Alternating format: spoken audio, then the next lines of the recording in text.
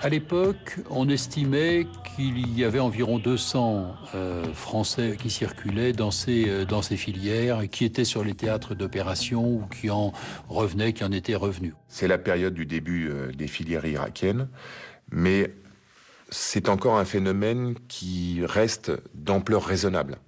C'est quelques individus, des réseaux identifiés qui tentent l'aventure et le retour. Une osmose renseignement judiciaire, coopération internationale permet de mettre en place un mécanisme qui vient filtrer, trier, arrêter, neutraliser, expliquer tous les gens qui sont partis et qui reviennent. Donc c'est deux périodes fortes, favorables, pour tenter une identification. Au départ, sur zone et au retour.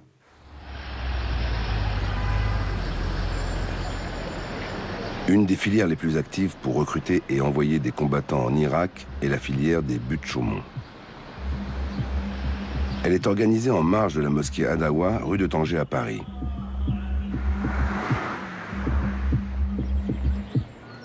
Les membres du groupe font du jogging dans le parc des buttes Chaumont pour s'entraîner sous la houlette de leur mentor, Farid Bagnetou.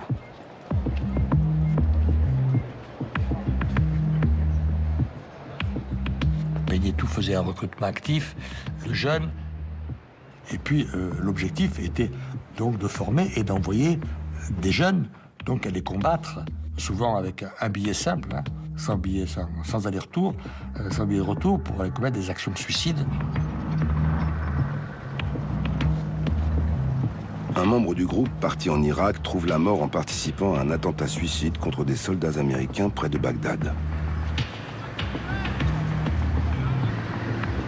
Pour la première fois, on a vu des jeunes Français devenir kamikazes. Et donc, s'ils avaient été capables de le devenir sur le territoire irakien, peut-être pourraient-ils un jour se sacrifier aussi sur le territoire national. À cette filière des buttes Chaumont participe également Chérif Kouachi, qui sera interpellé en janvier 2005 avec un billet d'avion pour la Syrie dans sa poche. Quelques mois auparavant, il est filmé par une association de quartier. Attends, là, il fait rapide. 10 ans plus tard, il commettra avec son frère Saïd le massacre à Charlie Hebdo.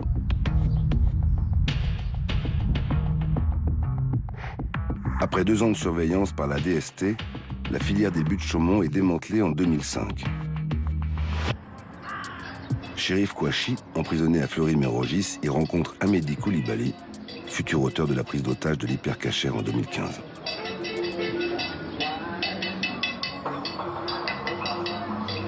La prison de Fleury-Mérogis, comme d'autres centres de détention en France, se transforme en incubateur où les détenus sont plongés dans un environnement propice à la radicalisation.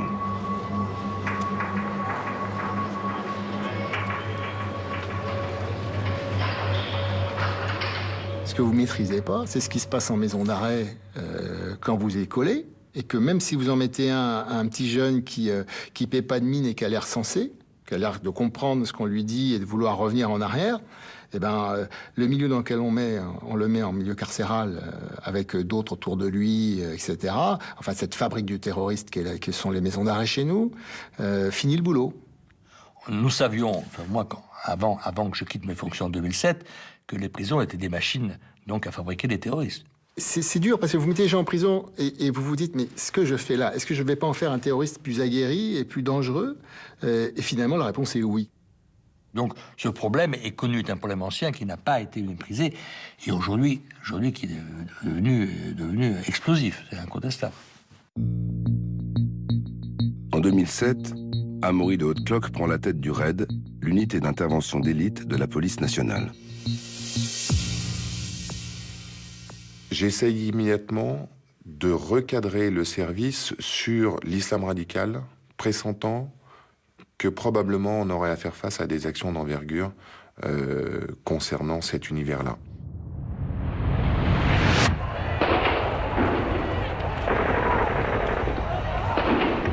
Les attentats commis à l'étranger alimentent la réflexion des services français.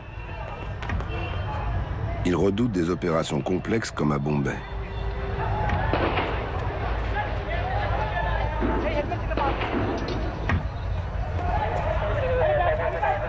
Pendant 3 jours, du 26 au 29 novembre 2008, 10 attaques terroristes coordonnées se déroulent dans la plus grande ville de l'Inde. 188 personnes, dont au moins 26 ressortissants étrangers, sont tués et 312 blessés. L'équipe terroriste était composée de 10 militants islamistes entraînés au Pakistan. La véritable prise de conscience, c'est Bombay. Bombay 2008, ce ne sont plus des prises d'otages massives, mais ce sont des actions multiples. C'est une opération multisite. Ce commando a multiplié les foyers d'action pour pouvoir complètement neutraliser la capacité de riposte des unités d'intervention locales. Il faudra être capable de travailler sur différents sites et de traiter différentes actions terroristes au même moment sur des sites qui sont séparés. Ça, c'est extrêmement complexe. Et donc, on s'est donné les moyens de gérer ça. Les 2 enseignements que nous avons tirés de Bombay, c'était d'abord nous-mêmes nous renforcer et ensuite nous coordonner avec le GIGN. À l'époque, il n'y avait quasiment pas d'échange. J'avais plus d'échanges avec des unités étrangères que j'en avais avec l'unité sœur de la gendarmerie nationale. C'était pas logique.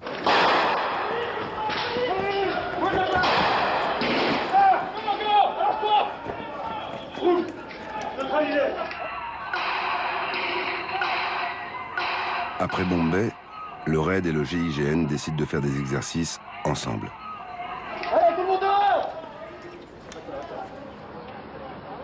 Il y a eu un exercice majeur au Stade de France, qui était extrêmement important, qui nous a permis de nous emboîter dans une situation opérationnelle et de répondre à une situation dramatique.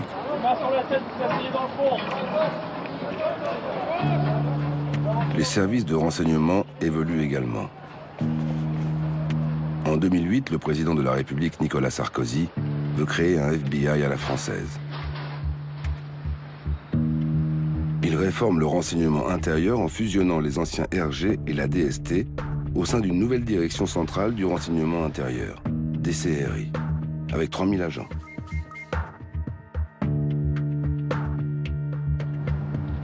La DCRI s'installe dans de nouveaux locaux à Levallois-Perret. Bernard Squarcini, un fidèle du président, en prend la tête. Il fallait créer un service à la procédure rigoureuse, garder la confiance des services étrangers, mais avoir le dynamisme et le maillage des RG.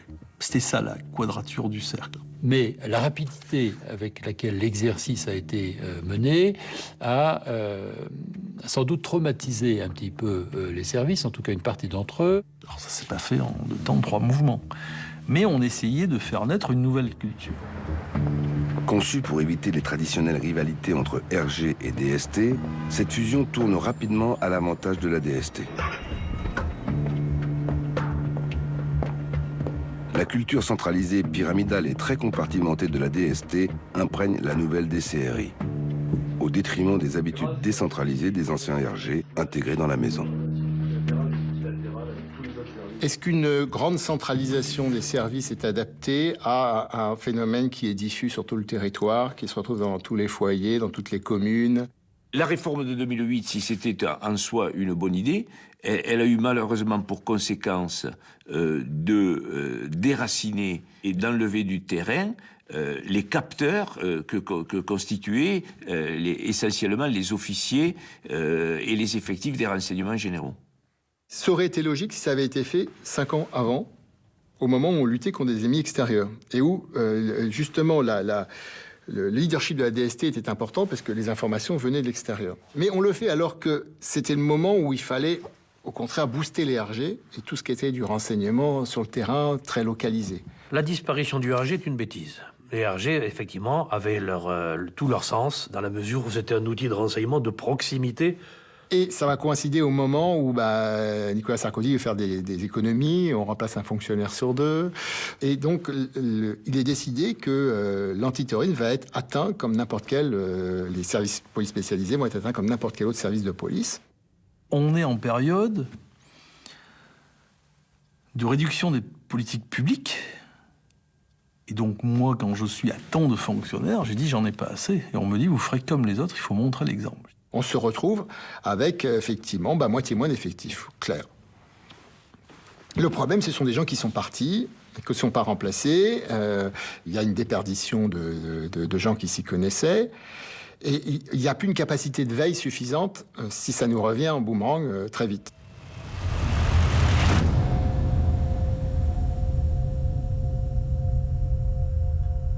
Le 11 mars 2012, à 16h, un sous-officier du 1er régiment du train parachutiste a rendez-vous sur un parking de Toulouse avec un homme qui prétend acheter sa moto. Il lui a donné rendez-vous par Internet. Mohamed Merah arrive et abat le militaire d'une balle de 11,43 en pleine tête, avant de s'enfuir en scooter.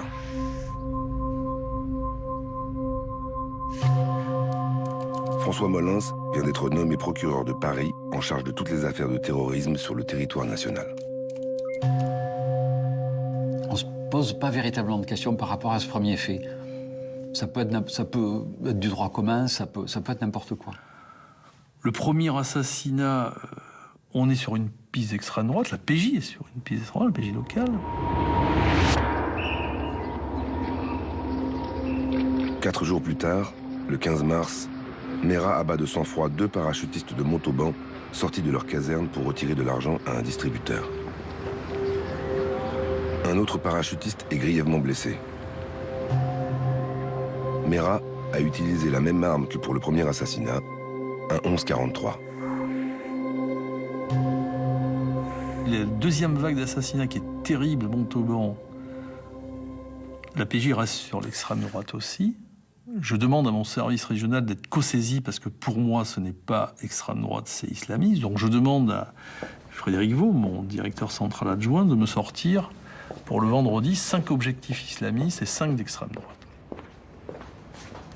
Malheureusement, les militaires qui avaient été la cible de Mohamed Merah étaient ou originaires d'Afrique du Nord ou des Antilles. Donc on pouvait éventuellement imaginer que le côté racial de l'agression avait pu être pris en compte par l'auteur. Donc il est normal, et ça doit être un réflexe professionnel, que les enquêteurs envisagent toutes les hypothèses. On ne doit pas en faire un reproche. Ce n'est pas une hésitation, c'est une réflexion normale et saine. La police épluche toutes les adresses IP des ordinateurs qui ont consulté l'annonce passée par la première victime pour vendre sa moto.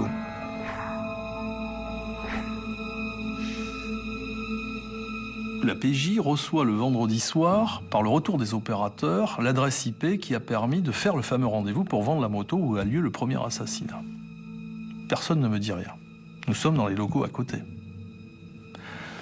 Le samedi, la direction centrale de la police judiciaire me demande de passer 23 000 noms au fichier, dont principalement des titulaires de 1143, des fréquentations de stands de tir et tout. Nous passons, selon une permanence logistique renforcée à travers tous nos fichiers, les 23 000 noms, sort en numéro 1, Merah, famille. Nous le transmettons le dimanche soir à la DCPJ par l'état-major comme convenu.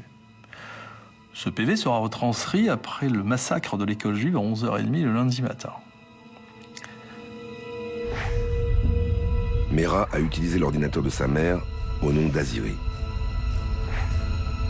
Cette information qui permet de remonter jusqu'à lui a été transmise ou exploitée trop tard.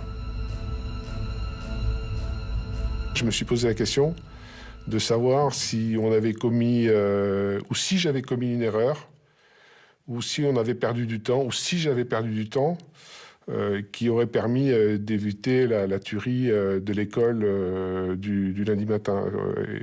J'avoue, à titre personnel, avoir passé quelques moments difficiles avant d'avoir la réponse. Voilà. Le lundi 19 mars, à 8h, Merah arrête son scooter devant l'école juive toulousaine Ozar Hatorah. Les caméras de surveillance le filment. Il revenait d'un repérage chez un parachutiste et qu'il avait dû louper. Et c'est en revenant à son domicile qu'il va passer devant l'école juive et qu'il va voir qu'il est exactement à l'heure de la rentrée des classes et qu'il va se dire « Tiens, puisque j'ai raté le parachutiste, je vais donc faire cette école juive ».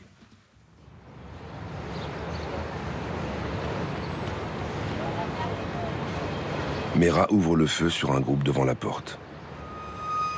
Il abat Jonathan Sandler, 30 ans, ses fils Arié et Gabriel, 5 et 3 ans.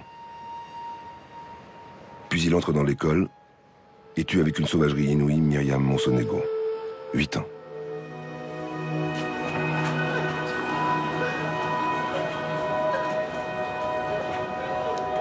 Mera a filmé toute la scène avec une caméra GoPro fixée à sa ceinture. Les images sont insoutenables.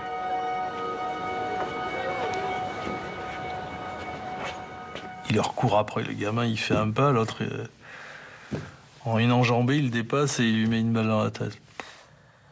Le lundi matin, effectivement, quand on apprend l'assassinat perpétré par Mera à l'école Ozar Hatorah, on s'est très très vite décidé.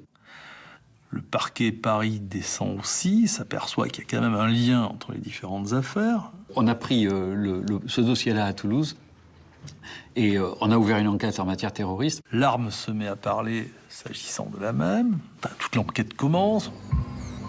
L'arme des meurtres, le 1143, confirme après l'ordinateur que le suspect numéro 1 est Mohamed Mera, un adepte des rodéos en voiture.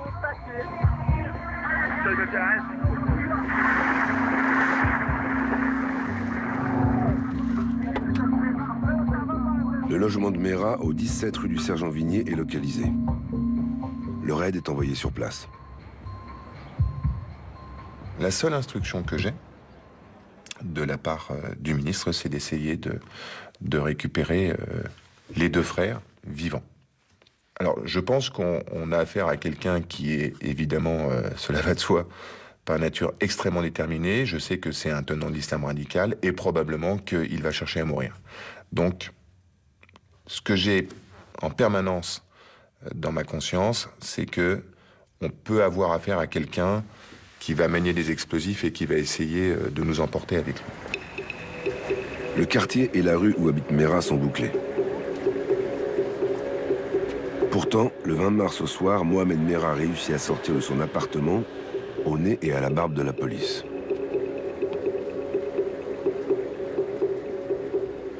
Il y a eu cette faille dans le dispositif de surveillance qui a fait qu'il a pu sortir par les sous-sols et d'ailleurs faire des repérages durant la nuit sur un autre militaire qu'il comptait tuer le matin même de notre intervention. Peu après que Mera soit rentré chez lui, le raid passe à l'attaque. On intervient donc sur 4 heures du matin. Et au moment où on va pour ouvrir la porte, on se fait tirer dessus à travers la porte. Et d'ailleurs, j'étais dans la colonne d'intervention sur l'opération de la nuit, et on a tous reçu des projectiles parce qu'on a essayé simplement de l'avoir vivant. Mais je comprends très vite qu'il ne va pas sortir et qu'il va vouloir en découdre avec nous. Donc c'est la raison pour laquelle je fais rapidement venir des officiers enquêteurs à nos côtés lors de la négociation, avec un enregistreur. Pendant des heures, toute la journée du 21 mars, le raid maintient le dialogue avec Mera.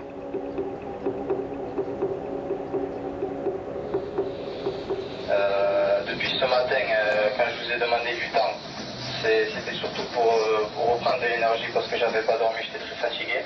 Et pendant que vous me tirez dessus, il y a des moments où presque je m'endormais, t'as vu ? Ça lui a permis de gagner du temps, de se reposer, et je pense qu'à aucun moment, il n'a jamais eu l'idée de se rendre. Donc je pense qu'il nous a, vous me permettez l'expression, baladé. Ça a d'ailleurs, je pense, été riche d'enseignements pour les affaires suivantes. Sachez qu'en face de vous, vous avez un homme qui n'a pas peur de la mort. Moi, la mort, je l'aime comme vous aimez la vie. Il nous disait que son but ultime, c'était évidemment d'emporter le maximum de membres du RAID avant lui-même de mourir. Ils n'attendent qu'une chose, c'est de pouvoir affronter le GIGN, le RAID ou la BRI, et puis de mourir en combattant. Sur les coups de 23 heures, à la fin du 2e jour de négociation, il nous dit qu'il ne sortira pas. Il rompt le contact. Et donc là, je comprends que nous n'avons plus qu'une seule solution, c'est d'intervenir. Le jeudi 22 mars au matin, le raid se prépare à l'assaut.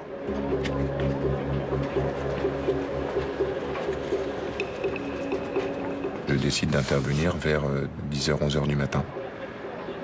Et c'est le moment où on va le prendre en tenaille à la fois par le balcon et l'entrée.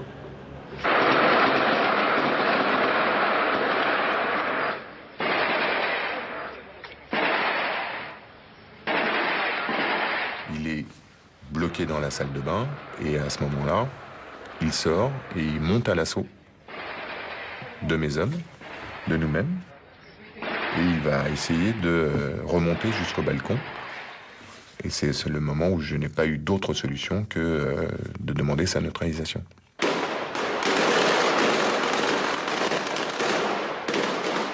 Ce que je n'avais moi-même jamais vu, hein, en 7 ans de raid, j'avais jamais vu un forcené monter à l'assaut contre ma propre unité. Je n'oublie pas que j'ai eu 4 blessés parmi mes hommes sur cette opération pour juste tenter de l'avoir vivant. Aujourd'hui, c'est plus un risque qu'une unité d'intervention prendrait. Le regret que j'ai, c'est de ne pas avoir su trouver les failles psychologiques pour pouvoir l'amener à une reddition. Et en fait, c'était peine perdue. C'est d'ailleurs après cette opération que nous avons nous-mêmes revisité l'ensemble de nos process. On va changer complètement notre dispositif qui est intervention, négociation, reddition. Et on sait qu'il n'y a plus de négociation avec ces gens-là.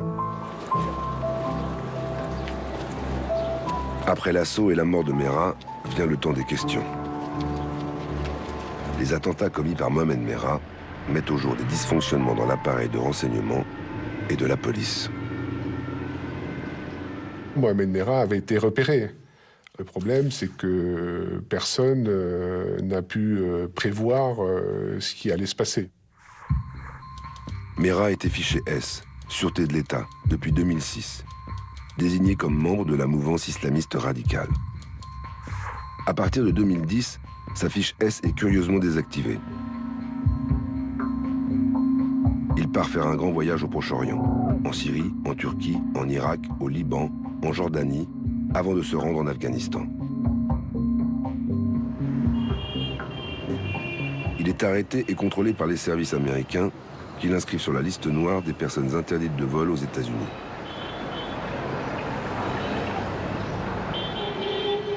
Si on m'avait dit qu'il était passé là, il était évident qu'il aurait eu un sort judiciaire. C'était une évidence biblique. Mais ça, on me le dit bien qu'après. En France, durant les 6 premiers mois de l'année 2011, Merah fait l'objet d'une surveillance étroite. Une caméra est même installée en face de son immeuble. En mars 2011, un rapport de la Direction régionale du renseignement intérieur juge son comportement inquiétant.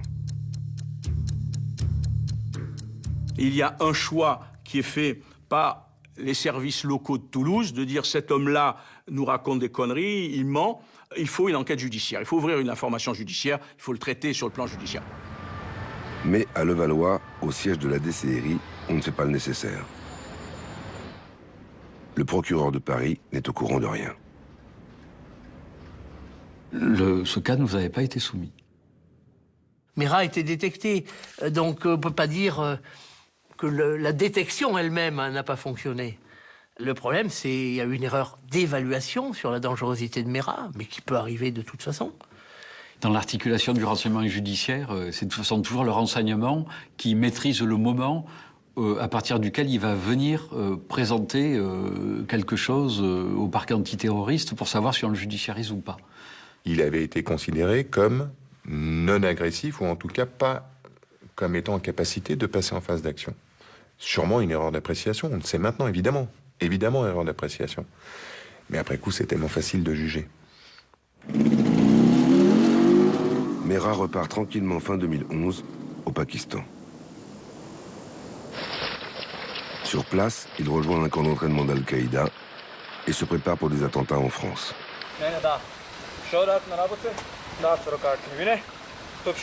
La difficulté, c'est qu'on n'avait pas à ce moment-là l'information qu'il avait voyagé au Pakistan dans les conditions qui ont été établies par la suite. À son retour en France, il est interrogé le 14 novembre 2011 sur son voyage, à l'antenne régionale de la DCRI, par des agents venus de Paris. Il ment sur tout. Merah est un as de la dissimulation. 1 mois avant de passer à l'action, il est au sport d'hiver. On y va? Vas-y, on y va. La DCRI envisage même de le recruter comme informateur.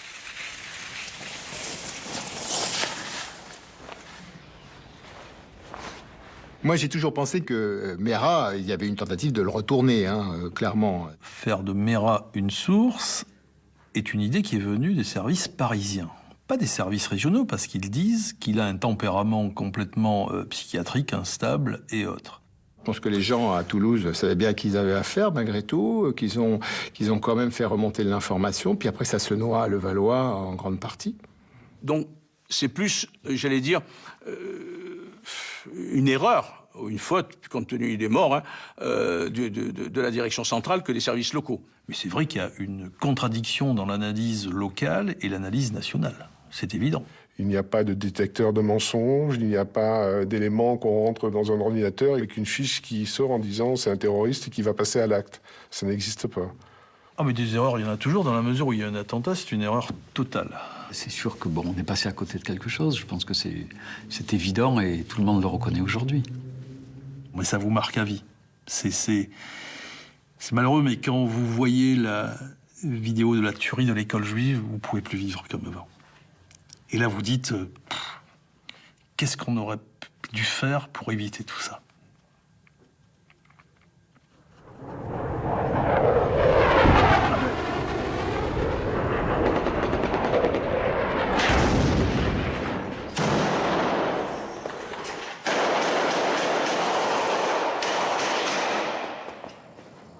À partir de 2012, un nouveau brasier s'allume au Moyen-Orient. Le développement de la guerre en Syrie attire des volontaires pour le djihad.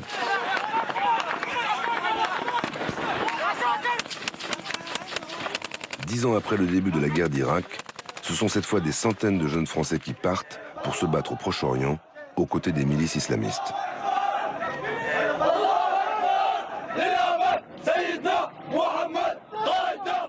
Il y a un appel d'air qui est constitué par la guerre en Syrie, le nombre de Français importants qui rejoignent ce territoire de conflit. La radicalisation en France, manifestement, a monté.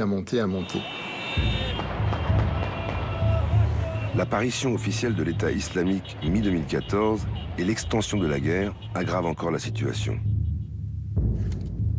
L'État islamique contrôle une partie de l'Irak et de la Syrie. Il organise des recrutements de djihadistes francophones aptes à l'épauler dans son combat ou à lancer des attaques en Europe. Le nombre de Français impliqués dans des filières à destination de la Syrie triple en quelques mois, pour atteindre près de 2000 combattants en 2015. Avec l'arrivée de Daesh, on change de dimension complètement. Avec la guerre de Syrie, on change de dimension complètement. Personne n'aurait pu imaginer, même dans un cauchemar absolu, qu'on ait une telle explosion.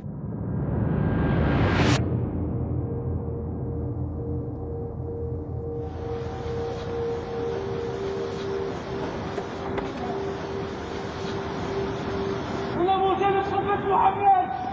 On a mangé le prophète Mohammed! On a mangé le prophète Mohammed! Je m'appelle Abdul Wahab!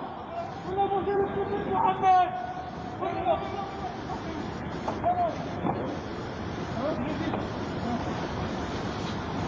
Le 7 janvier 2015, les frères Chérif et Saïd Kouachi, armés de fusils d'assaut, pénètrent dans les locaux du journal Charlie Hebdo.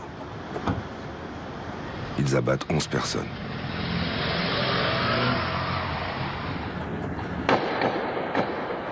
Dans leur fuite, ils tirent sur une voiture de police.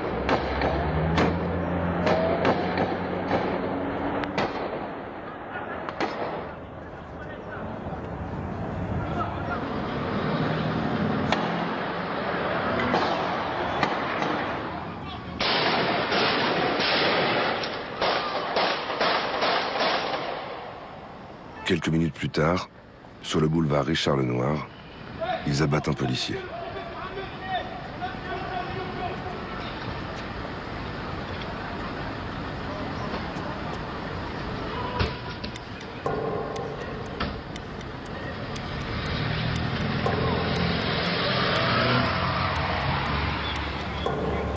La première tâche consiste à identifier les auteurs de l'attaque.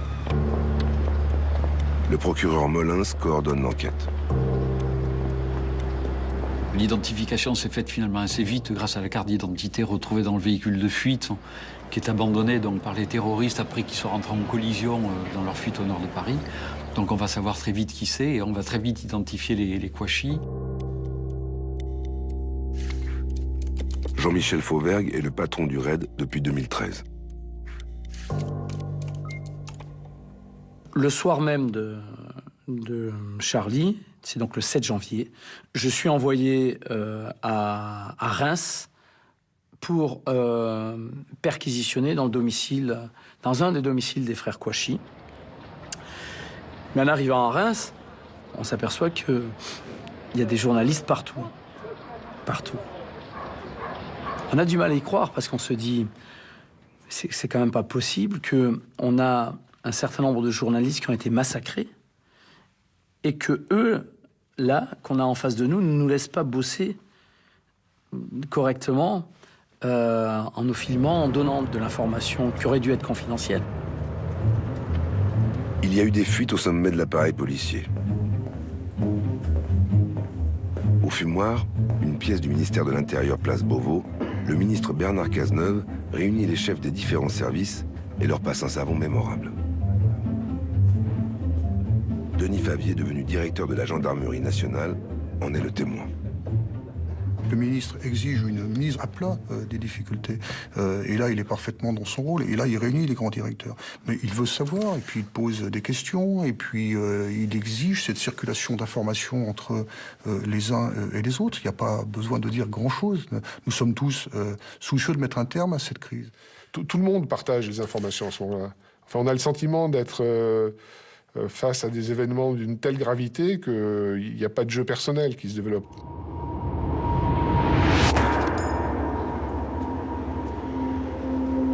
Le lendemain de la tuerie de Charlie, Claricia Philippe, une policière municipale, est abattue à Montrouge le 8 janvier au matin par un inconnu. Grâce à des traces d'ADN sur sa cagoule abandonnée sur place, le tueur est identifié quelques heures plus tard. Il s'agit d'Amédi Koulibaly, un ancien délinquant qui a fréquenté Chérif Kouachi à Fleury-Mérogis. Le lien entre les tueurs de Charlie et Koulibaly est établi. Amédi Koulibaly, malheureusement, est identifié, mais on ne sait pas où il est. C'est là où c'est important, quand les lignes vertes qui sont ouvertes pour permettre aux citoyens de témoigner, qu'on puisse être en capacité d'exploiter tous les renseignements, toutes les déclarations. Nos deux individus là qu'on recherche actuellement, là qu'on a vu sur la carte, ouais, ils ont été vus apparemment, c'est une info gendarmerie, l'hélico seront sur place dans l'Oise, à Vaumoise. Le même jour, le 8 janvier, presque à la même heure, les frères Kouachi sont signalés dans l'Oise où ils ont braqué une station-service. Les frères Kouachi, on va retrouver leurs traces assez vite grâce aux achats de sucreries, bonbons et autres dans cette station dans l'Oise. Donc on sait à peu près où ils sont. Le général Denis Favier, patron de la gendarmerie, dirige les recherches. On sait que les frères Kouachi sont là, à telle heure. Et nous, gendarmes, on a une capacité de mobilisation qui est forte. D'accord, en gros, ça fait la D213 est là. Oui. D'accord. Le triangle en question de fouille comme ceci. Oui. Ici, c'est RAID.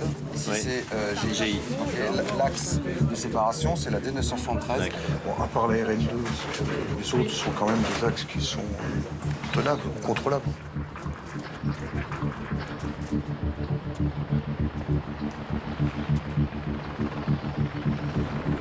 On ratisse le secteur pendant l'après-midi et une bonne partie de la nuit. Là encore, on rencontre des journalistes qui s'infiltrent partout dans ce bois. Même à un certain moment, il y en a deux qui sont à bord d'un véhicule qui ressemble au véhicule des frères Kouachi. Donc on les braque, on est persuadé que c'est les frères Kouachi. Et donc on est à deux doigts d'un incident, quoi, voire plus. C'est fou, c'est phénoménal, c'est phénoménalement fou.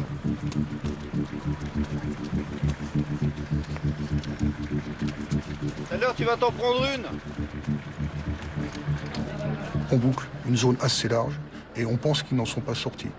Et on a tenu le jour, la nuit, jusqu'à ce qu'ils ne puissent plus bouger et jusqu'à ce qu'ils doivent sortir pour chercher des ravitaillements, etc. Et on a tenu le dispositif. Et c'est quand ils sortent qu'on les récupère. Très tôt le lendemain, les frères Kouachi sortent, braquent un véhicule, laissent partir la dame qui était conductrice, prennent le véhicule, et donc s'ensuit une course-poursuite. C'est les deux mecs qui ont braqué le véhicule. Le véhicule a été retrouvé à... Voilà, exactement. Ok, alors attendez, quittez pas. Deux individus retranchés dans une imprimerie. Donc c'est deux individus retranchés dans une imprimerie. CTD, 27 rue Clément Adair. 27 rue Clément Adair, sur quelle commune? Sur Dammartin-en-Goële. Ils se réfugient à l'imprimerie Dammartin-en-Goële, qui est donc un secteur gendarmerie nationale. Ils sont rapidement encerclés et le GIGN arrive et se positionne.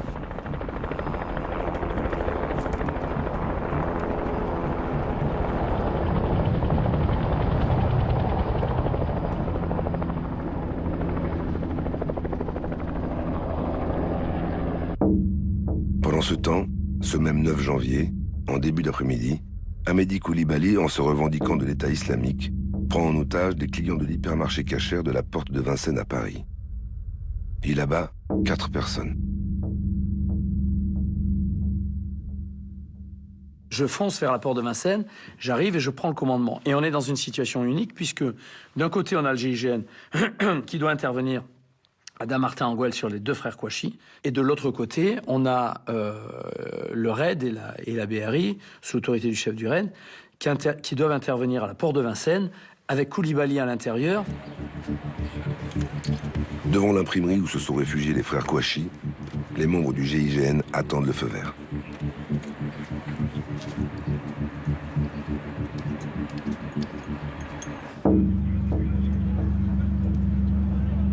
À la porte de Vincennes, le RAID et la BRI se préparent à l'assaut.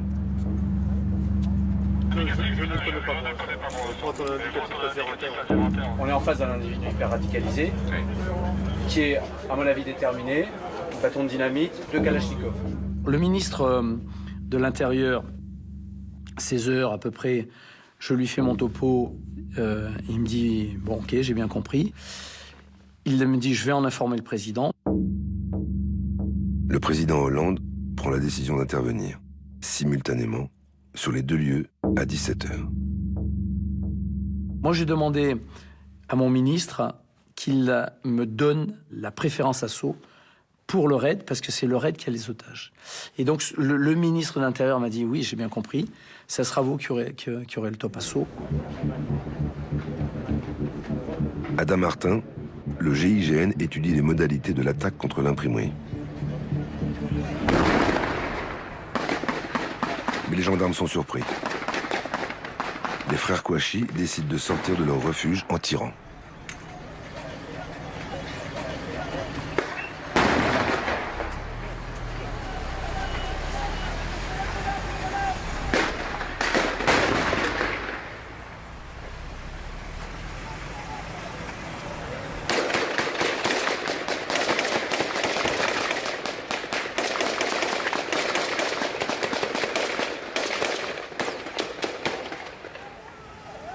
Ils vont à la mort. Et donc, il n'y a pas de négociation possible. Les gendarmes sont obligés de tirer, parce que si le gendarme ne tire pas, c'est le gendarme qui meurt. Moi, mon assaut était prévu vers 17h, 17h05. Je dois accélérer mon assaut. C'est ce qu'on fait.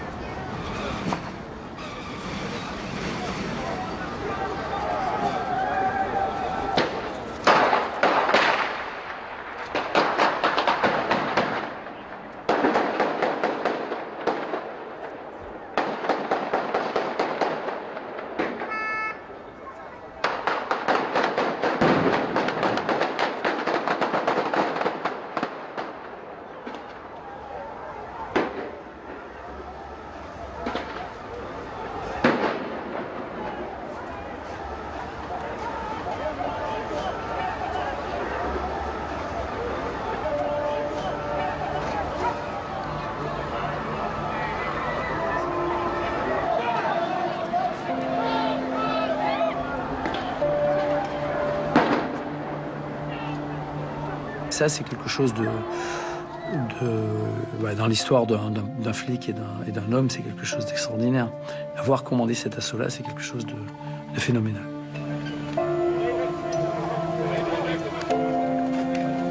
Les attentats de janvier 2015 révèlent une nouvelle fois des failles importantes dans le dispositif antiterroriste. Car leurs auteurs étaient, comme Merah, connus des services de police et de renseignement. Cherif Kouachi a été arrêté dans le cadre de la filière irakienne des buts de Chaumont. En prison, il a rencontré tous les ténors du djihadisme français ainsi qu'Amédi Koulibaly. Lors de son procès en 2009, il est condamné à 3 ans de prison, dont 18 mois avec sursis, et sort libre de la salle d'audience, la détention provisoire ayant couvert sa peine. J'ai un truc à vous dire, hein. Tout ça c'est monté toute pièce, c'est tout. Nous on est des jeunes de cité, c'est tout, on s'enflamme, on parle comme ça, mais il n'y a rien de plus, c'est tout. Mais il n'y a rien, on veut rien faire, on n'est pas... Il n'y a pas d'intention, on veut nous faire croire des trucs, mais bon c'est pas grave, on verra par la suite et j'espère que ça va être bénéfique.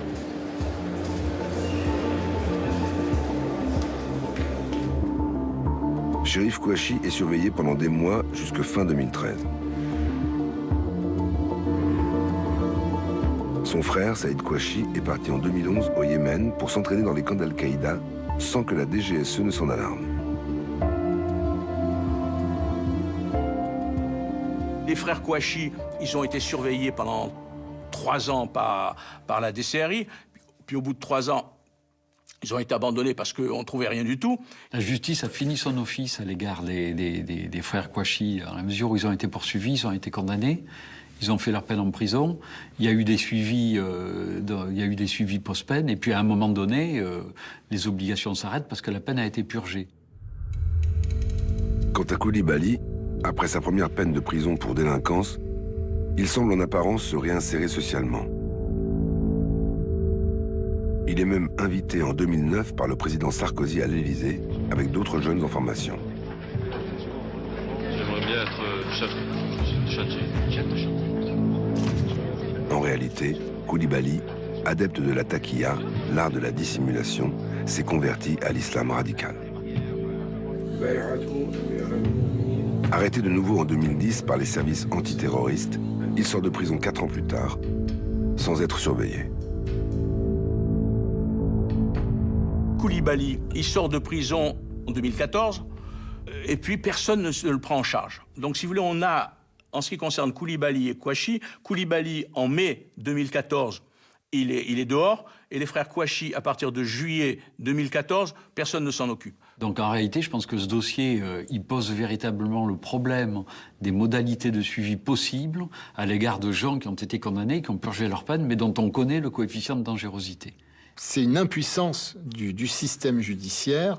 Et ça pose le problème de savoir jusqu'où peut aller le travail des services de renseignement pour s'assurer effectivement que quelqu'un qui judiciairement a payé ses comptes avec la société, comment est-ce qu'il va pouvoir être contrôlé et suivi pour éviter qu'il ne repasse à l'acte. C'est effectivement ça le problème posé par les Kouachi. La France n'en a pas fini avec les réseaux terroristes qui se développent dans toute l'Europe. Le 15 janvier 2015, un groupe d'extrémistes est interpellé à Verviers, en Belgique. Très armé et déterminé, il s'apprêtait à commettre des attentats. La DGSE a aidé les services belges à déjouer l'attaque. Le chef d'orchestre de ce réseau est un belgo-marocain du nom de Abdelhamid Abaoud. Après s'être radicalisé, il a rejoint les rangs de l'État islamique en Syrie en 2013 et devient un membre de la police secrète de l'État islamique. En mars 2014, une vidéo est diffusée. Abaoud y apparaît hilar au volant d'une voiture, en train de tracter les corps sans vie d'ennemis de Daesh. Tu peux filmer Allahu Akbar! Takbir!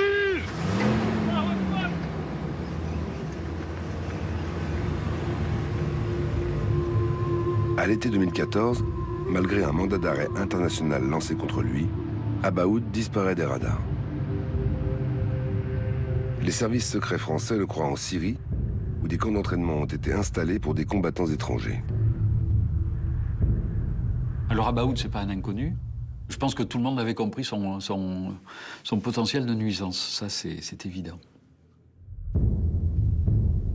Salah Abdeslam est un ami d'enfance d'Abaoud. Ils ont grandi tous deux à Molenbeek, une commune de l'agglomération de Bruxelles, où Abdeslam ouvre avec son frère un café.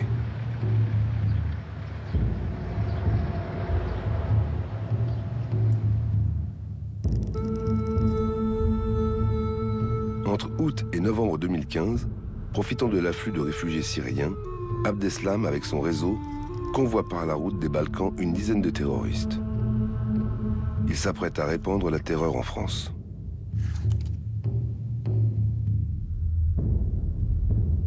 Le 11 novembre, Abdeslam conduit ce commando de Belgique à Paris. Dans une station-service, il est photographié par les caméras de surveillance.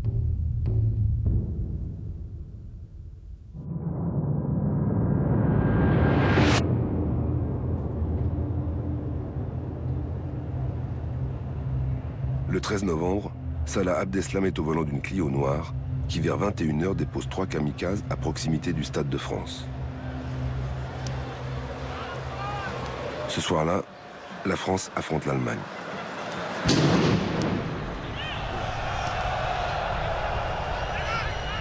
En plein match, plusieurs explosions retentissent.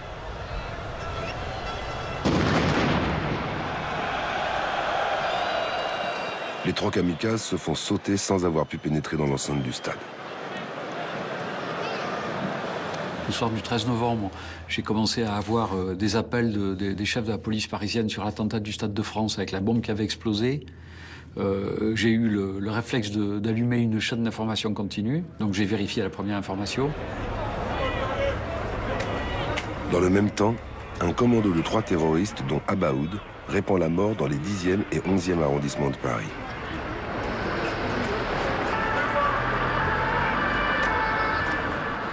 Se déplaçant à bord d'une voiture noire immatriculée en Belgique, louée par le frère de Salah Abdeslam, il mitraille les personnes attablées à des terrasses de bars et de restaurants. 10 minutes après, j'ai vu des bandeaux apparaître sur les chaînes d'information continue annonçant des fusillades sur des terrasses de café. J'ai tout de suite compris ce qui était en train de se passer. Peu après 21h45, 3 hommes descendent d'une polo noire et font feu devant le Bataclan. 3 personnes assises à la terrasse du café qui jouxte la salle de spectacle meurent aussitôt.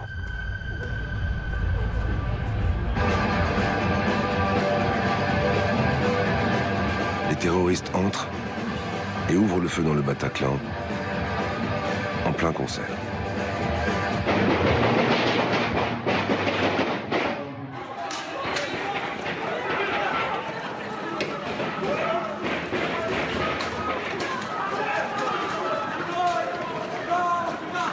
Les spectateurs réussissent à s'enfuir par des issues de secours.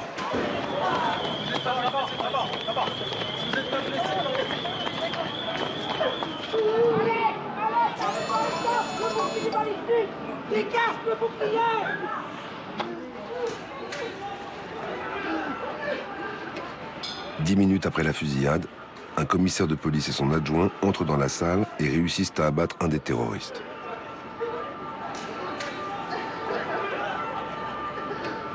Et donc il y a un premier terroriste qui explose.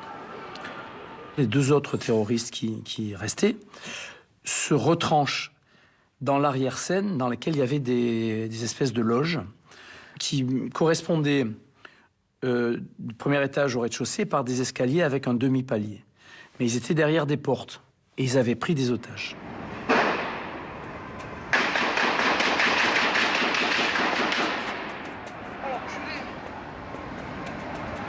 Les premiers policiers arrivés sur les lieux essuient des coups de feu.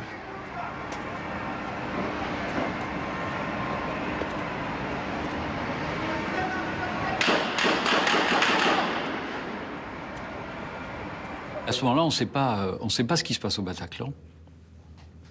On ne sait pas ce qui se passe au Bataclan. Hein. Il faut pas mal de temps avant de savoir ce qui se passe réellement. Tu as des choses Dans la salle de crise, place Beauvau, on ignore l'ampleur du massacre à l'intérieur du Bataclan.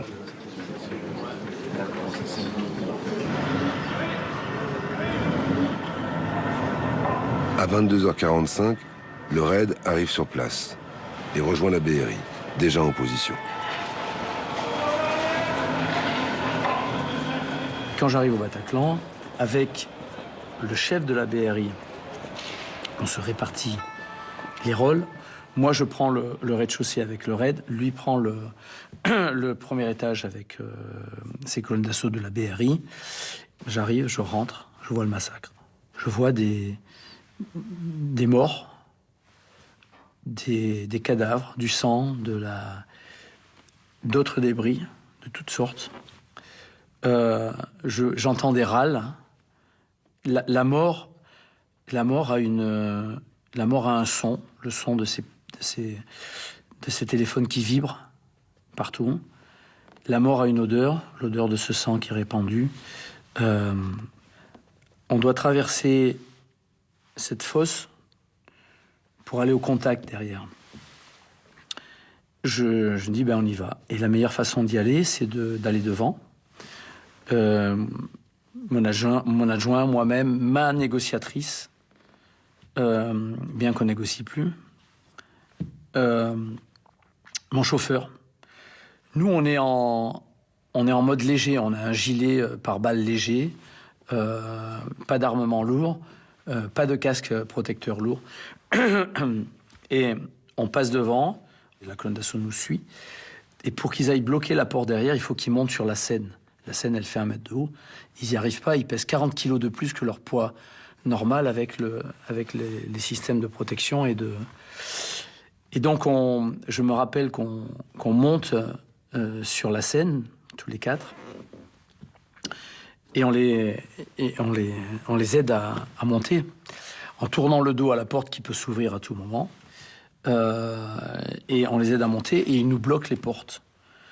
Et là, on entend les 2 terroristes qui montent et qui descendent. Un coup, ils sont contre notre porte à nous, un coup, ils sont au premier étage, etc. Ils naviguent. Et on en est là. Et là, je me dis, ils ont des gilets explosifs. Et ça, c'est l'arme par excellence. Je lui dis, de toute façon, on n'en reviendra pas. Voilà, on n'est pas sûr de revenir de ça.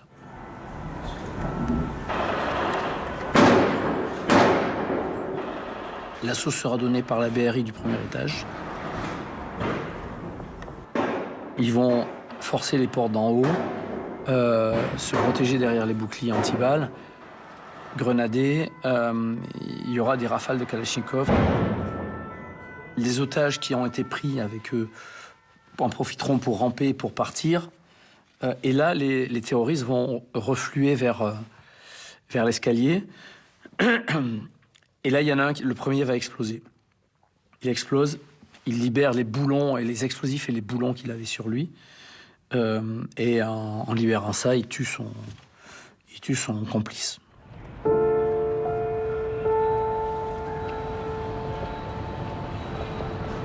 Les attaques simultanées qui ont endeuillé la France cette nuit-là provoquent la mort de 130 personnes. L'attaque du Bataclan a fait 90 victimes et plusieurs centaines de blessés. Le procureur de Paris, François Molins, est sur place. Je suis rentré 3 fois dans la salle. C'était horrible. Le Bataclan, personne n'aurait voulu y être. Personne parmi les policiers qui sont intervenus. Personne parmi les secours qui sont intervenus. Personne n'aurait voulu être au Bataclan. Personne. On a tous mis d'ailleurs cette nuit-là les pieds en enfer. Ouais.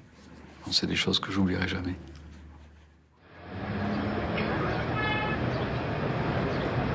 Les services de renseignement ont échoué à prévenir les attentats. Plusieurs des kamikazes du 13 novembre étaient, là encore, fichés et repérés. Mais les services de police vont prendre le relais pour mener les enquêtes avec diligence afin de traquer Abdeslam et Abaoud. Un téléphone retrouvé dans une poubelle près du Bataclan parle. Jeté par les terroristes avant l'attaque, le portable donne un numéro en Belgique auquel a été envoyé à 21h46 un SMS laconique. On y va. On va progresser très vite sur les identifications parce qu'il y a ce fameux téléphone qu'on découvre donc, de mémoire, je crois, dans une poubelle, hein, près du Bataclan, qui va effectivement donner un certain nombre de clés. Des complices viennent chercher Abdeslam qui se planque en région parisienne et le ramènent en Belgique. Le matin du 14 novembre, la voiture est contrôlée près de Cambrai, à 40 km de la frontière belge. Comment? L'avis de recherche contre Abdeslam n'a pas encore été lancé. Abdeslam peut continuer sa route.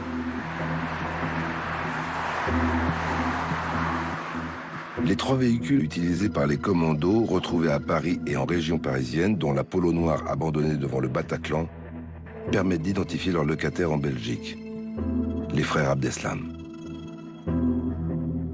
Trop tard. On va très vite faire le lien avec les connexions qu'il y a en Belgique et avec Abaoud, à travers effectivement le passage d'Abdeslam pour remonter en Belgique à la suite du contrôle gendarmerie à Cambrai. Et on va très vite faire le lien à partir du moment où on apprend les relations qui existent entre Abdeslam et Abaoud, puisqu'on sait qu'ils sont proches. Nous, on apprend surtout l'existence d'Abaoud quand quelqu'un appelle la ligne verte pour dire que la personne qui passe en boucle à la télévision en rigolant dans un 4x4 et entraînant des cadavres derrière lui, elle l'a vu 2 jours auparavant à Aubervilliers. Ce dont certains doutent à ce moment-là, puisque normalement il est censé être en Syrie. Et donc, même si l'information paraît saugrenue, il faut la traiter comme si elle était véritable. L'information est fondée. Repéré, Abaoud est surveillé, puis pisté jusqu'à un appartement de Saint-Denis, au nord de Paris.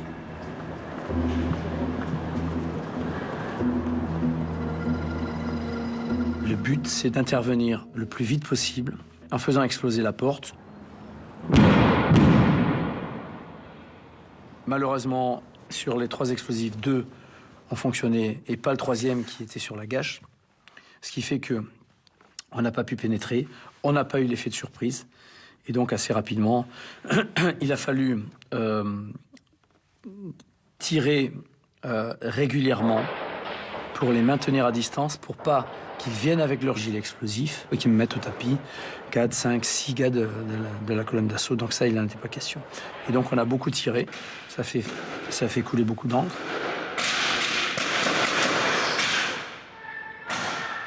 Après 7 heures de fusillade intense et à sens unique, le gilet d'un des terroristes réfugiés dans l'appartement explose.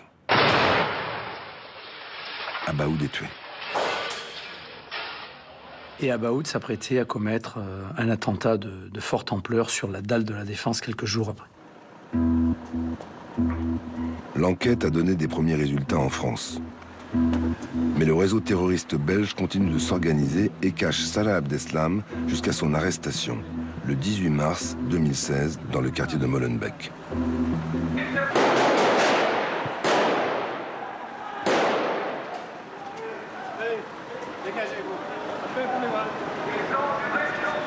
Surpris, ses complices attaquent l'aéroport de Zaventem et le métro de Bruxelles le 22 mars. C'est un peu comme le fil d'une pelote qu'on a tiré et où on a découvert progressivement tout ce qu'il y avait derrière la logistique et l'organisation des attentats du 13 novembre et du 22 mars à Bruxelles et Zaventem. Et surtout, toutes les connexions qu'il y avait entre la Syrie et la Turquie et les filières qui avaient permis de faire venir en Europe un certain nombre de terroristes. Après les attentats du 13 novembre à Paris, le gouvernement a proclamé l'état d'urgence, dispositif d'exception qui est reconduit durant 2 ans, avant de se transformer en loi ordinaire en octobre 2017. La menace perdure. Les forces de l'ordre et les soldats de l'opération Sentinelle patrouillent dans les lieux publics pour rassurer la population.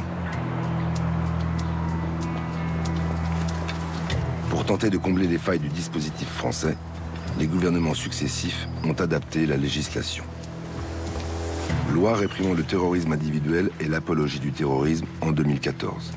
Loi sur les moyens des services de renseignement en 2015. Loi sur les perquisitions de nuit et l'allongement des peines en 2016. Loi sur la sécurité intérieure en 2017.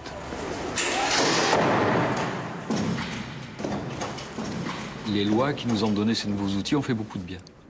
La possibilité de faire des perquisitions de nuit dans des conditions beaucoup plus souples que celles qu'on avait avant. On ne peut pas fonctionner dans des conditions dans lesquelles c'est finalement le terroriste ou le malfaiteur qui ont la main. On n'a pas à attendre 6 heures du matin pour aller les chercher. Le dispositif aujourd'hui est efficace, ça ne veut pas dire qu'il le sera demain.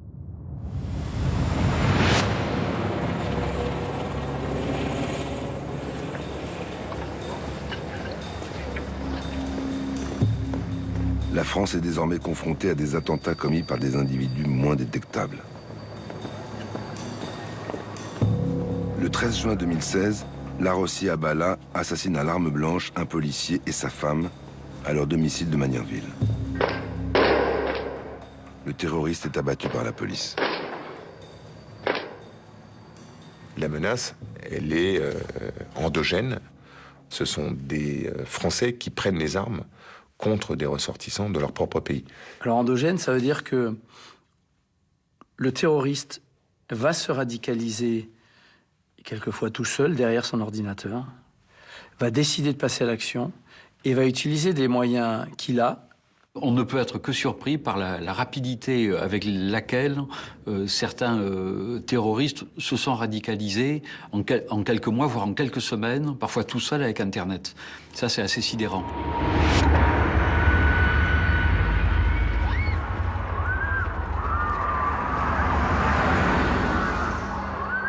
Le 14 juillet 2016, Mohamed Boulel tue, avec son camion lancé à vive allure, 86 personnes à Nice et en blesse plusieurs centaines.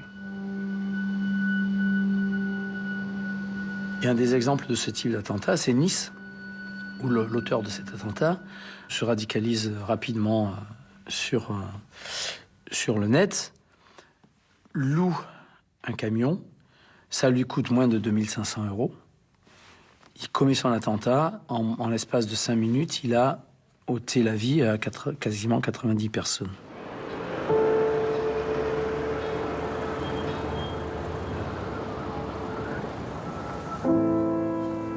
Face à ces terroristes made in France, les experts semblent démunis.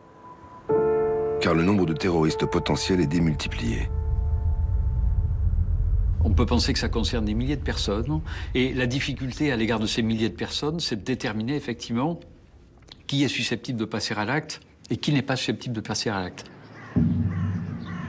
L'assassinat du père Jacques Hamel à Saint-Étienne-du-Rouvray, le 26 juillet 2016, met encore en évidence la complexité du travail des services antiterroristes. Les 2 meurtriers étaient signalés comme dangereux. Il y a toujours une forme de culpabilité, aussi bien au niveau des services de renseignement que des services judiciaires, chaque fois qu'on se trouve confronté à un attentat qui a été commis par quelqu'un qu'on connaissait. Et chaque attentat qui a lieu, c'est un échec pour tout le monde. Pour le service de renseignement, pour les institutions, pour l'opinion publique, c'est normal.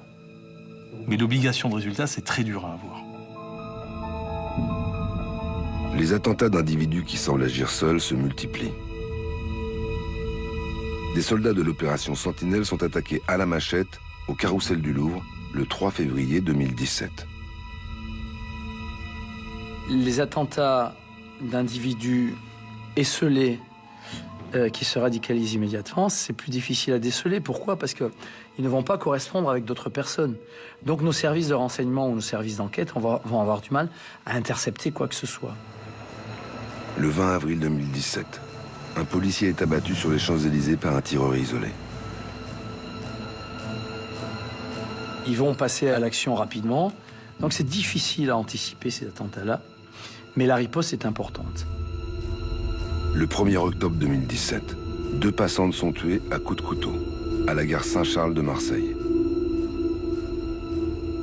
La folie d'un homme avec un armement rudimentaire et qui décide d'égorger son voisin au nom d'Allah. Comment on règle ça? On ne peut pas le régler avec les moyens de police ordinaires. On ne peut pas mettre un policier devant chaque porte, derrière chaque fiche S.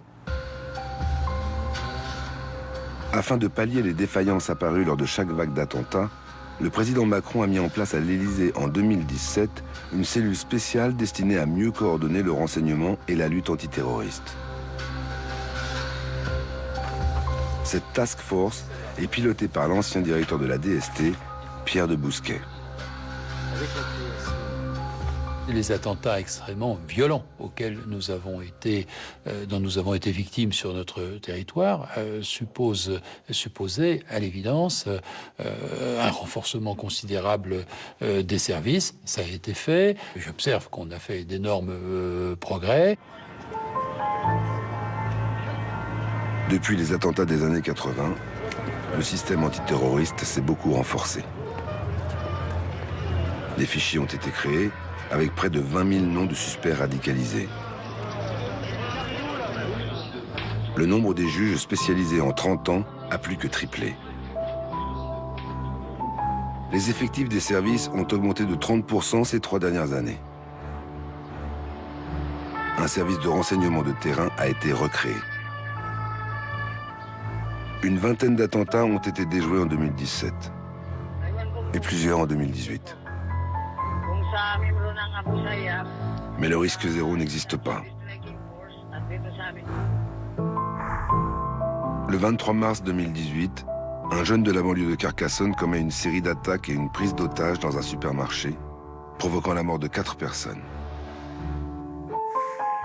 Fiché pour radicalisation, surveillé, le terroriste n'avait pas donné de signe de passage à l'acte les mois précédents.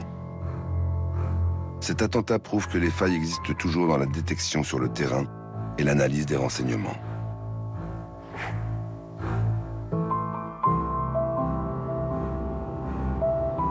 Le contexte international évolue. À la fin de 2017, après la chute de Mossoul et de Raqqa, l'État islamique a perdu en Irak et en Syrie le territoire qui constituait la base arrière de ces groupes terroristes. Les attentats du 13 novembre y avaient été minutieusement préparés. Je pense qu'il ne faut pas partir dans une logique de diminution de la menace. La perte de territoire sur les théâtres de guerre peut générer un transfert. Donc je pense que la menace durera et survivra donc à la défaite militaire de Daesh. La force du djihadisme, c'est la capacité de saisir les opportunités. C'est un organisme vivant qui est en mutation permanente, un peu comme un virus. Face aux menaces sur le sol français, nos sentinelles savent désormais qu'elles ne pourront plus, comme par le passé, les déjouer seules. Elles appellent à la mobilisation de toute la société. Nous sommes face à des ennemis qui veulent porter atteinte au fondement même de nos valeurs, à nos démocraties, à la République. Il faut que collectivement on réagisse. Et penser que seules les forces de l'ordre pourraient gérer la situation, c'est à mon avis faire fausse route. Il y a le temps de l'action policière et judiciaire, mais il y a aussi le temps de l'intégration sociale, de la culture, de l'économie, etc.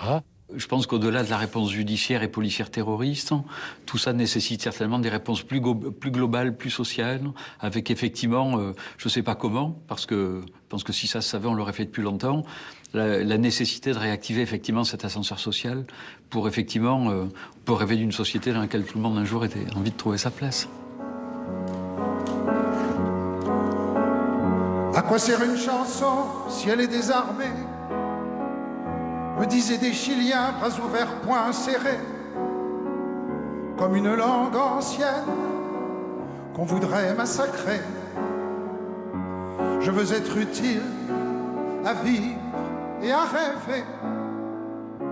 Il faut qu'on se prenne tous en main. Notre réaction, elle doit être globale, elle doit être collective. C'est une réaction qui repose sur chacun de nos concitoyens. Les enjeux sont trop importants pour qu'on ne s'engage pas collectivement dans cette affaire. comme la lune fidèle à n'importe quel quartier. Je veux être utile à ceux qui m'ont aimé, à ceux qui m'aimeront et à ceux qui m'aimaient. Je veux être utile à vivre et à chanter. À quoi sert une chanson si elle est désarmée?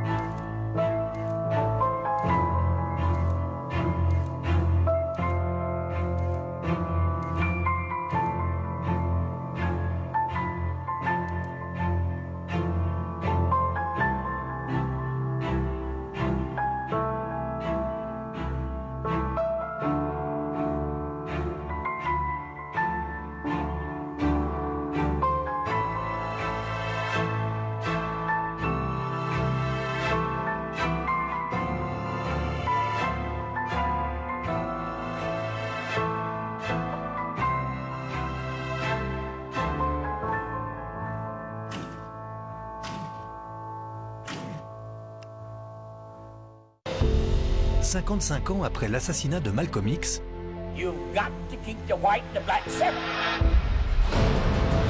Histoire TV vous propose une programmation exceptionnelle pour revenir sur les réalités de la ségrégation et sur les hommes qui l'ont combattue.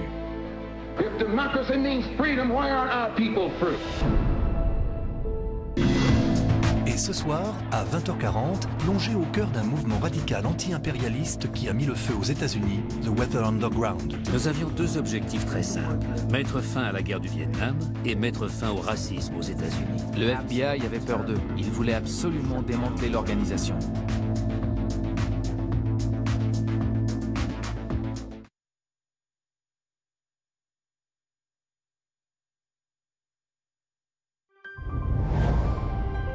Quelques mois avant la première Coupe du Monde de football, un milieu de terrain argentin ne s'imagine pas qu'il jouerait un rôle déterminant lors de 2 finales de la compétition. Il est aussi loin de se douter qu'à ces 2 occasions, il sera menacé de mort par Benito Mussolini. Abbiamo bisogno di un uomo che dia carattere alla nostra squadra. E questo è l'uomo. Portatelo o caput!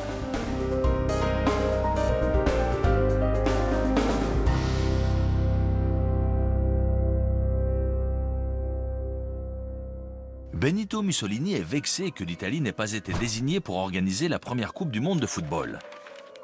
Alors qu'elle était la dernière candidate face à l'Uruguay, ce sont les Sud-Américains qui ont remporté le privilège d'accueillir la compétition grâce à leurs exploits sportifs en tant que doubles champions olympiques. Ayant soif de revanche, le Duce se fixe comme objectif d'organiser la 2e coupe et de constituer une équipe pour la remporter. Il élabore donc une stratégie pour que la Squadra Azzurra, l'équipe italienne, en sorte victorieuse et charge 2 agents fascistes d'une mission spéciale. Abbiamo bisogno di un uomo che dia carattere alla nostra squadra. E questo è l'uomo.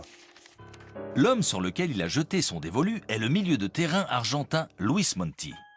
Les agents Luciano Benetti et Marco Scalia n'ont d'autre choix que d'obéir aux ordres. Portatelo o caput!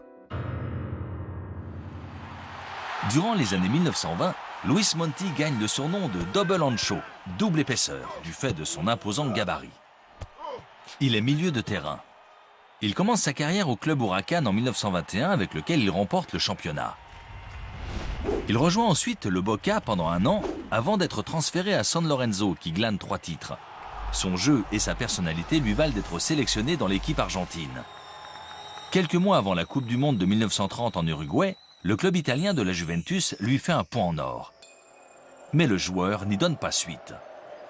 Il préfère se concentrer sur la Coupe du Monde. Mussolini sait que si Luis Monti l'emporte avec l'Argentine, il ne pourra pas le rallier à sa cause. Il décide alors d'envoyer les agents Benetti et Scalia en Uruguay afin d'inciter et convaincre, voire forcer l'Argentin à venir en Italie. L'Uruguay et l'Argentine se qualifient aisément pour la finale. C'est alors que le public local se mêle de la partie et engage les hostilités contre les joueurs argentins. La veille du match décisif, dans un bar de Montevideo, les deux agents fascistes entendent des supporters uruguayens fulminer contre Luis Monti. Marco Scalia approche sa chaise de leur table et commande une tournée de bière. Il profite de l'occasion pour attiser le feu et leur lance « Mettez la pression à Monti, il a peur ». Après plusieurs tournées, le groupe d'Uruguayens se rend à l'hôtel Santa Lucia, siège de la délégation argentine. Les joueurs prennent peur quand ils voient ce rassemblement menaçant sur le trottoir. Le climat est de plus en plus tendu à mesure que la foule grossit devant l'établissement. Des référents de l'équipe suggèrent aux joueurs de ne pas disputer la finale et de rentrer à Buenos Aires. Depuis l'Argentine, les dirigeants demandent à Carlos Gardel, le célèbre chanteur de tango, d'aller voir les joueurs pour leur remonter le moral. Or, nul ne peut servir 2 maîtres à la fois. Le chanteur partagé entre les deux pays penche lui aussi pour la céleste uruguayenne. Quelques heures avant le match, Luis Monti, qui n'a pas fermé l'œil de la nuit, voit apparaître une enveloppe sous sa porte. Il lit le message et se met à trembler. Après avoir relu plusieurs fois la menace de mort, il entend qu'on l'appelle pour partir au stade. Dans les vestiaires, le milieu de terrain supplie l'entraîneur de l'exclure de l'équipe. 2 dirigeants de San Lorenzo, son club en Argentine, le persuadent de sortir sur le terrain.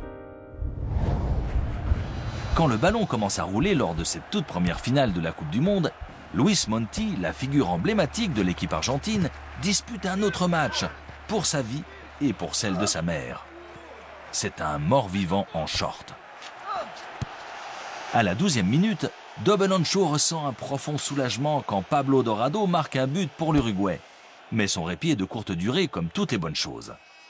À la 20e minute, Carlos Peucelle égalise et quelques temps après, Guillermo Stabile remet l'Argentine en selle. Puis c'est la mi-temps. Durant la 2e période, Luis Monti continue de subir le match. Les Uruguayens en profitent pour gagner du terrain, tel un bulldozer. À la 12e minute, Pedro Ocea égalise. Et à la 23e minute, la Céleste reprend l'avantage grâce à un but de Victoriano Iriarte. Il reste 1 minute de jeu. L'Uruguay est à portée de la coupe. La Céleste attaque du côté droit. Un centre dangereux. Tête de Castro et but! But uruguayen! But de la Céleste. L'Uruguay a marqué. Castro, le manchot divin, a marqué de la tête avant que le rideau tombe. 4-2 pour l'Uruguay. L'Uruguay est championne du monde. Dans les tribunes du Centenario, parmi les milliers d'Uruguayens qui explosent de joie, il y a 2 Italiens. Luis Monti fait l'objet de toutes les critiques à Buenos Aires. Il est considéré comme le grand responsable de cette défaite en finale. Les Italiens saisissent l'occasion pour convaincre Monti de les rejoindre. 5 millions de dollars par mois, une maison et une voiture suffisent à convaincre le joueur argentin. En 1934, l'Italie se prépare à accueillir la 2e Coupe du Monde. Aux côtés de Luis Monti, Mussolini recrute d'autres Argentins. Raimondi Orsi, Enrique Guaita et Attilio De Maria, ainsi que le Brésilien Amfiloquio Marques Filho. La compétition se déroule sous le regard inquiétant du Duce.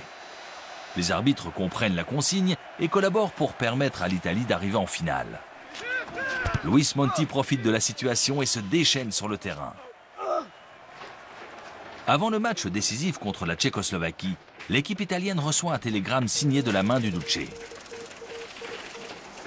Vincere o morire. Signori, se i cechi sono corretti, noi siamo corretti. Questo prima di tutto. Ma se vogliono vincerci di prepotenza, l'italiano deve dare un cazzotto e far cadere l'avversario. Buona fortuna domani, ragazzi. Vincete. Vincete o caput. La finale contre l'Uruguay hante encore l'esprit de Luis Monti. D'abord, je devais mourir en cas de victoire. Maintenant, il me reste à mourir en cas de défaite. La finale est extrêmement tendue. Les Italiens et Double Ancho ne lâchent pas le ballon, comme pendant tout le championnat, grâce à la complicité déguisée des arbitres qui sanctionnent le moindre tacle.